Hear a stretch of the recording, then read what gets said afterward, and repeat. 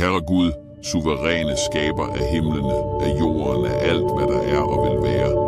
Jeg kommer foran dig denne morgen med et hjerte fuldt af taknemmelighed. Idet jeg anerkender din majestæt og din uendelige kraft, der opretholder alle ting. Han er alfa og omega, begyndelsen og enden, han som var, som er og som skal komme.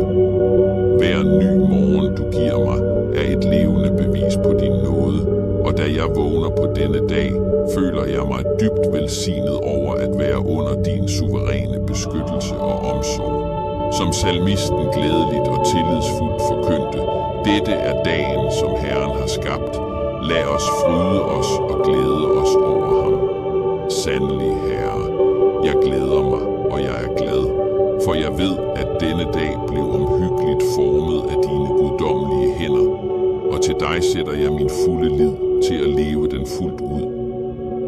På denne dag, der begynder, overgiver jeg alle mine handlinger, tanker og interesser i dine hænder, da jeg erkender, at uden dig er jeg intet og kan intet udrette af evig værdi.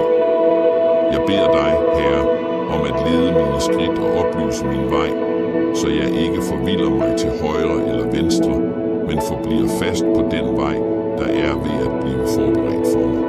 Må din nåde være min konstante følgesvend, der dækker mig med en beskyttelse, der går ud over, hvad jeg kan se eller forstå. Må din fred, som overgår al forståelse, oversvømme mit hjerte og bringe sindsro og selvtillid midt i enhver udfordring, der måtte opstå. Jeg stoler på, at dine løfter vil blive opfyldt, Herre, fordi jeg ved, at du er trofast og retfærdig til at opfylde hver enkelt af dem. Du er den Gud, der ikke lyver, den Gud, hvis ord er sande og evige. Og derfor hviler jeg i visheden om, at din venten og barmhjertighed vil følge mig alle mit livs dage. Jeg dækker mit liv, mine tanker, mine følelser og hele mit væsen med Kristi dyrebare blod, som blev udgydt for mig på Golgata kors og besejlede en ny pagt af kærlighed og forløsning. Under dette blod beder jeg om beskyttelse af min ånd, sjæl og krop, i tillid til, at du vil vogte min indgang og min udgang, nu og for evigt.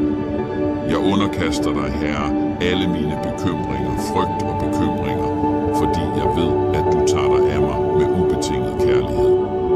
Må jeg ikke tillade denne verdens bekymringer at forstyrre den fred, der kommer fra dig. Må jeg i stedet kaste alle mine lidelser på dig, velvidende, at du vil lede mig af fredens og styrkes vej. Lær mig, Herre, hvile i dine løfter og stol på din visdom, selv når stierne virker vanskelige eller usikre. Må min tro blive styrket for hvert skridt, du tager, velvidende, at du er ved min side, som en urokkelig klippe, som jeg kan stole på. Jesus, du er min forløser, Guds lam, som borttager verdens synd. Og du er også min gode hyrde, den, der leder mig ad retfærdighedens stier for hans navns skyld. Du får mig til at hvile i grønne græsgange, leder mig ved stille vand og genopretter min sjæl. Styrk min tro, Herre, så jeg kan møde denne dag med tillid og mod, velvidende, at uanset hvad der sker, så er du med mig. Må jeg være klog i mine beslutninger, og må i alt søge din vilje og dit formål med mit liv. Må jeg ikke blive revet med af forvirring eller usikkerhed, men må mit sind være klart og fokuseret på dig, for du er ordens og freds Gud, ikke uorden. Herre, forny mit sind og mit hjerte, mens jeg mediterer på dit ord, som er levende og effektivt, og som aldrig vender tomt tilbage. Må jeg lære af tidligere fejltagelser, tilgive mig selv og andre og fuldt ud stole på din plan for fremtiden. Må jeg forstå, at din barmhjertighed er ny hver